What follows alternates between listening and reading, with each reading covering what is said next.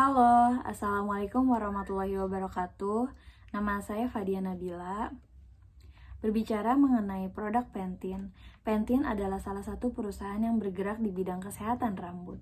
Nah, Pantene ini telah bertahun-tahun membantu wanita di seluruh dunia untuk mengatasi masalah rambut, meningkatkan kepercayaan diri, dan menginspirasi wanita agar berkilau dari dalam.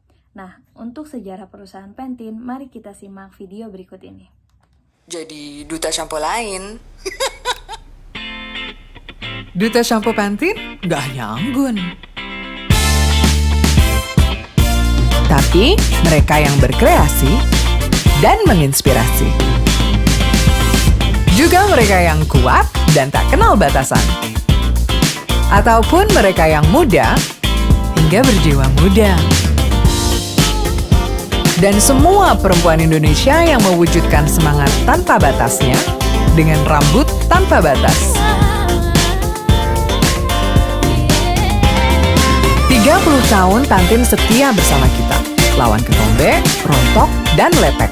Gak heran, Pantene jadi pilihan nomor 1 perempuan Indonesia. Aku.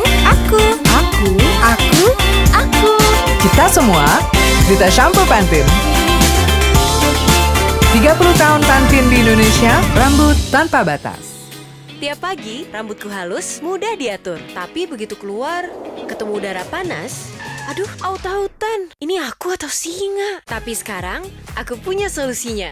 Baru, conditioner tanpa bilas. Pantene Perfect On dengan Provitamin. Cukup 1 tetes, tanpa lengket. Rambut mudah diatur, gak aut-autan, seharian. Sekarang, gak kebayang kalau gak pakai. Baru, Pantene Conditioner tanpa bilas. 1940-an, di Swiss, para ilmuwan dari perusahaan obat menemukan keajaiban Panthenol. Panthenol ini adalah vitamin yang biasa digunakan untuk merawat kulit terbakar. Nah, ternyata vitamin tersebut memiliki sifat penyembuhan yang luar biasa untuk rambut rusak. Pada tahun 1960-an, ilmuwan tersebut terus mengembangkan formula agar dapat digunakan pada produk kesehatan rambut. Nah, sehingga pada akhirnya terciptalah formula perawatan rambut Pantene yang pertama dengan meletakkan landasan untuk Provisense. Lanjut di tahun 1986, Pantene meluncurkan kampanye iklan yang kini dianggap sebagai salah satu kampanye paling ikonik di sepanjang masa. Karena pada saat meluncurkan iklan tersebut mengundang banyak kontroversial karena salah satu kalimat yang diucapkan oleh model yaitu "Don't hate me because I'm beautiful", yang artinya jangan benci saya karena saya cantik. Nah, kalimat ini dianggap narsistik dan dikritik oleh sejumlah kelompok. Pada tahun 1990-an, Pantene melakukan lompatan global yang sangat cepat karena Pantene melakukan gerakan ekspansi cepat ke banyak negara di seluruh dunia. Di antaranya mencangkup Australia, Selandia Baru, Eropa Tengah dan Timur, Afrika Utara, Amerika Latin, Korea, Jepang, dan lain sebagainya. Kini Pantene terus berusaha mendistribusikan produknya ke seluruh dunia dengan tujuan ingin memberikan rambut kuat dan cantik kepada seluruh wanita di dunia.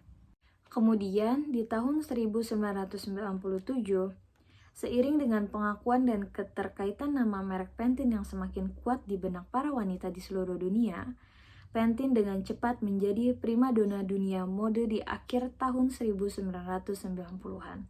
Dengan dukungan dari Milan Fashion Week, Vogue, Cosmopolitan, dan lain sebagainya, menjadi Pantene berada di puncak mode pada tahun 1990-an. Kemudian, pada tahun 2010, Pantene berkolaborasi dengan NASA, menggunakan teknologi pemodelan mereka untuk menemukan informasi baru tentang struktur molekul rambut.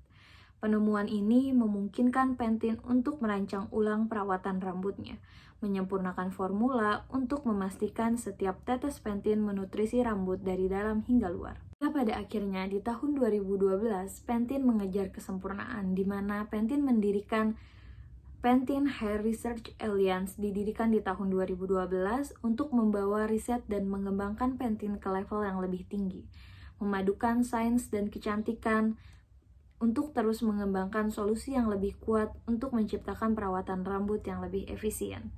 Kini, setelah lebih dari 60 tahun mengembangkan dan lebih dari 1000 formulasi, upaya Pantene tiada henti dalam mengejar kesempurnaan tersebut. Untuk produk Pantene yang dijual di Indonesia yaitu ada 4 macam. Yang pertama ada shampoo, conditioner harian, dan perawatan tanpa bilah. Pantene itu ada Head and Shoulders, Tresemme, Sunsilk, Dove, dan Clear.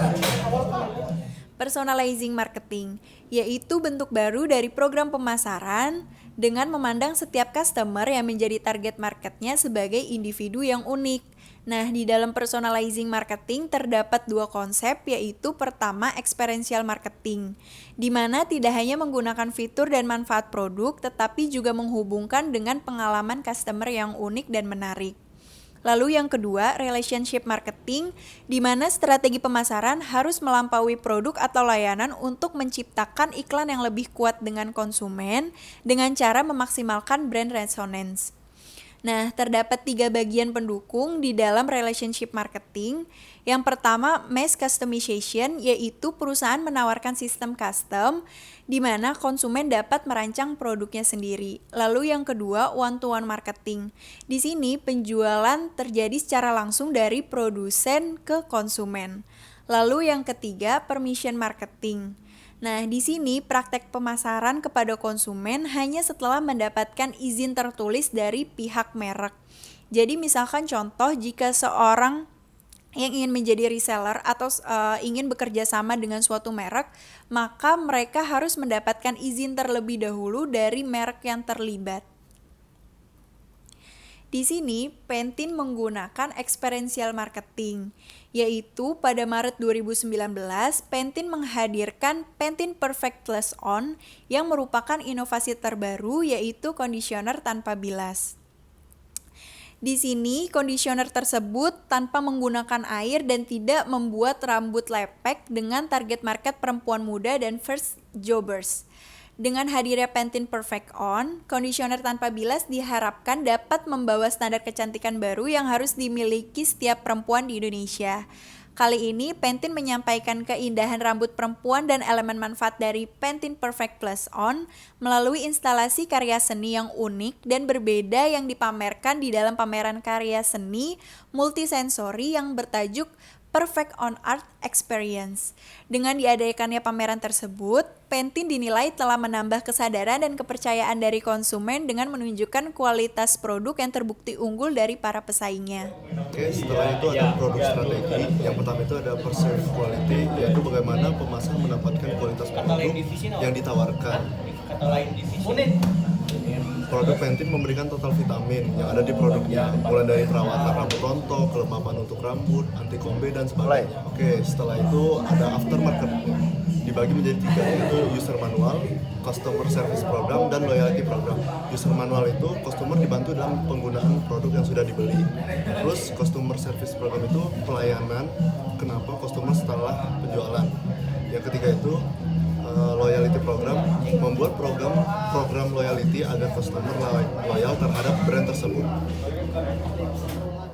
Harga merupakan salah satu elemen penting dalam membangun brand equity. Untuk membangun brand equity, maka seorang pemasar harus terlebih dahulu menentukan strategi harga produknya sebelum dipasarkan kepada customer. Di dalam pricing strategi terbagi menjadi 2, yaitu pertama customer price perception, di mana strategi harga bisa mencerminkan persepsi konsumen terhadap produk dan kualitas produk yang dihadirkan suatu merek, serta sebagaimana suatu merek fleksibel memberikan diskon kepada customernya. Yang kedua, setting price to build brand equity. Merupakan sebuah metode untuk menetapkan harga dengan kebijakan dalam menentukan durasi promo dan diskon. Di dalam setting price to build brand equity terdapat 3 hal penting, yaitu value pricing, price segmentation, dan everyday low pricing. Channel strategi.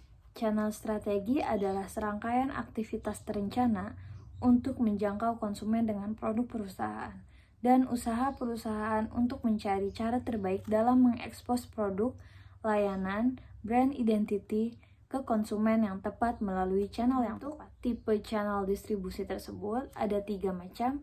Yang pertama yaitu ada direct, hybrid, dan indirect, di mana direct adalah secara langsung, indirect tidak secara langsung, dan hybrid adalah gabungan dari langsung dan secara tidak langsung. Pantene sendiri melakukan pendistribusian hybrid, di mana hybrid adalah penggabungan antara direct dan indirect. Karena Pantene melakukan penjualan dengan pendistribusian kepada produsen, agen, pedagang besar, pengecer, konsumen, dan di e-commerce seperti Shopee.